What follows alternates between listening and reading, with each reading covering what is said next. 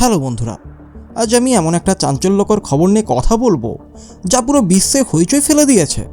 ভারত কিভাবে আমেরিকার বিরুদ্ধে একটা মহা অস্ত্র ব্যবহার করছে যা বড় বড় আমেরিকান কোম্পানিগুলোর ঘুম কেড়ে নিয়েছে। ট্রাম্পের একটা ভুল সিদ্ধান্ত কিভাবে আমেরিকাকেই উল্টো ধ্বংসের মুখে ঠেলে দিয়েছে। আর ভারতের 140 কোটি মানুষ কিভাবে এই লড়াইয়ে নিজেদের শক্তি দেখাচ্ছে। এই গল্পের প্রতিটা মোড়ে রয়েছে চমক, তাই শেষ পর্যন্ত আমাদের সঙ্গে থাকুন এবং জানুন কিভাবে ভারত বিশ্বকে এক নতুন পথ দেখাচ্ছে। আপনার মতামত কমেন্টে জানাতে ভুলবেন না। ট্রাম্প ভেবেছিলেন ভারতের ওপর ট্যারিফ চাপিয়ে ভারত চাপে পড়ে আমেরিকার শর্ত মেনে নেবে। ভারত তার বাজার আমেরিকার জন্য খুলে দেবে এবং রাশিয়ার সঙ্গে দূরত্ব তৈরি করবে। কিন্তু ট্রাম্প কখনো স্বপ্নেও ভাবেনি যে তার এই অস্ত্র আমেরিকাকেই ধ্বংস করে দেবে। ভারত 140 কোটি মানুষের দেশ এবং এই অস্ত্র ট্রাম্পের ট্যারিফকে ছিন্নভিন্ন করতে প্রস্তুত। ভারতে আমেরিকার বিরুদ্ধে এমন কিছু শুরু হয়েছে যা আমেরিকা কল্পনাও করেনি। আমেরিকান কোম্পানিগুলোর ঘুম উড়ে গেছে। ভারতে বয়কটের ঢেউ উঠছে। কোকাকোলা থেকে অ্যাপল পর্যন্ত সবাই লক্ষ্যবস্তু। আমেরিকার বেশিরভাগ মানুষ মনে করছে ট্রাম্পের ভারতের ওপর ট্যারিফ আরোপ একেবারে ভুল এবং অযৌক্তিক। এই সিদ্ধান্ত দুটি বড় গণতান্ত্রিক শক্তিকে মুখোমুখি দাঁড় করিয়েছে। এই সিদ্ধান্ত আমেরিকার মধ্যেই এক নতুন যুদ্ধ শুরু করেছে। এই সিদ্ধান্ত ভারতকে এমন এক অস্ত্র ব্যবহার করতে বাধ্য করছে যা থেকে বড় বড় আমেরিকান কোম্পানি কাঁপছে। ট্রাম্প ভারত থেকে আসা পণ্যের ওপর 50% ভারী ট্যারিফ লাগিয়েছেন। তিনি ভেবেছিলেন এই এক ধাক্কায় ভারতকে বশ করে ফেলবেন, কিন্তু তার এই পদক্ষেপ উল্টো ফল দিয়েছে।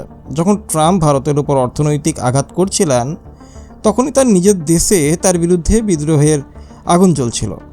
আমেরিকার একটা থিঙ্ক ট্যাঙ্ক একটি জরিপ প্রকাশ করেছে যা হোয়াইট হাউসে হইচই ফেলে দিয়েছে। ভারতে 140 কোটি মানুষ আমেরিকান কোম্পানিগুলোকে শিক্ষা দিতে এমন এক মহা অস্ত্র ব্যবহার শুরু করেছে যা কোনো মিসাইলের চেয়েও ভয়ঙ্কর। এখন দেখা যাক আমেরিকায় কি কি ঘটছে। ট্রাম্প যে ট্যারিফকে ভারতের বিরুদ্ধে তার বড় অস্ত্র ভেবেছিলেন, সেটাই এখন তার গলার কাঁটা হয়ে দাঁড়িয়েছে। আমেরিকার একটা বিখ্যাত থিঙ্ক ট্যাঙ্ক ডেমোক্রেসি ইনস্টিটিউট একটা জাতীয় জরিপ করেছে। ফলাফল চমকপ্রদ। 53% আমেরিকান নাগরিক মনে করেন ভারতের ওপর এই ট্যারিফ সম্পূর্ণ ভুল এবং অন্যায়। মাত্র 43% মানুষ ট্রাম্পের এই সিদ্ধান্তের পক্ষে। অর্থাৎ আমেরিকার বেশিরভাগ মানুষ এই বাণিজ্য যুদ্ধে তাদের সরকারের বিরুদ্ধে এবং ভারতের পক্ষে দাঁড়িয়েছে। এটা ট্রাম্পের জন্য বড় রাজনৈতিক ধাক্কা। কেন আমেরিকার মানুষ তাদের সরকারের বিরুদ্ধে? কারণ আমেরিকার দ্বিমুখী চরিত্র এবং প্রতারণা। যখন আমেরিকা ভারতের ওপর রাশিয়া থেকে তেল কেনার অভিযোগ তুলে ট্যারিফ লাগাচ্ছিল, তখনই তথ্য অন্য গল্প বলছে। এই বছরের প্রথম 6 মাসে ভারত আমেরিকা থেকে ক্রুড অয়েল আমদানি 50% বাড়িয়েছে। জুলাই মাসে এই আমদানি আরও 23% বেড়েছে। গত 3 বছরে ভারতের মোট তেল আমদানিতে আমেরিকার অংশ 3% থেকে বেড়ে 8% হয়েছে। একদিকে ভারত আমেরিকার সঙ্গে বন্ধুত্ব বজায় রেখে তাদের কাছ থেকে কোটি কোটি টাকার তেল কিনছিল, অন্যদিকে আমেরিকা ভারতের পিঠে ছুরি মারছিল। ট্রাম্প এই পদক্ষেপের মাধ্যমে শুধু ভারত আমেরিকা সম্পর্কের ক্ষতি করেনি, তার দেশের তেল উৎপাদকদের স্বার্থেও আঘাত করেছেন। এই কারণেই আমেরিকার বিশেষজ্ঞ এবং সাধারণ মানুষ এই সিদ্ধান্তের বিরোধিতা করছে। যদি আমেরিকায় ট্রাম্পের বিরুদ্ধে মনোভাব তৈরি হচ্ছে, তাহলে ভারতে আমেরিকান কোম্পানিগুলোর বিরুদ্ধে একটা সুনামি উঠেছে। এই বাণিজ্য উত্তেজনা এখন আর শুধু টিভি বিতর্ক বা খবরের কাগজে সীমাবদ্ধ নেই। এটা ভারতের রাস্তায় এবং সোশ্যাল মিডিয়ায় একটা আন্দোলনের রূপ নিয়েছে। দেশে আমেরিকা বয়কটের একটা বিশাল ঢেউ উঠেছে, যা বড় বড় আমেরিকান কোম্পানির ঘুম কেড়ে নিয়েছে। অ্যামাজন, ওয়ালমার্ট, কোকাকোলা, অ্যাপলের মতো বড় বড় কোম্পানি এখন ভারতীয় ভক্তদের নিশানায়।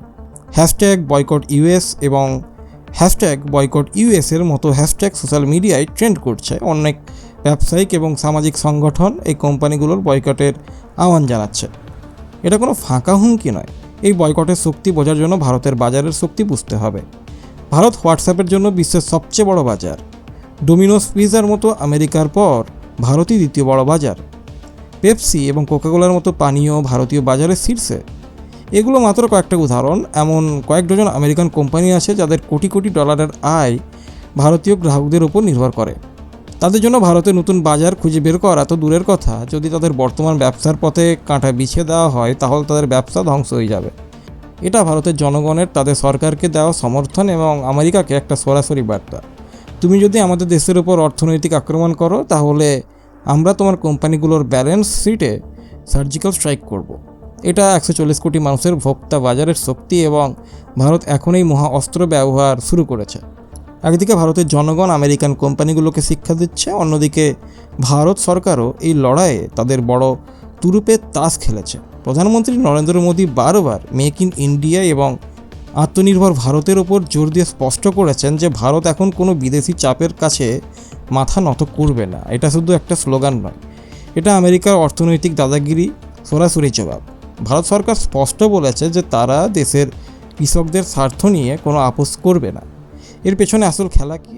মনে করা হচ্ছে আমেরিকা এই ট্যারিফ ব্যবহার করে ভারতের ওপর চাপ সৃষ্টি করতে চায়, যাতে ভারত বাণিজ্য আলোচনায় আমেরিকাকে বড় বড় ছাড় দেয়।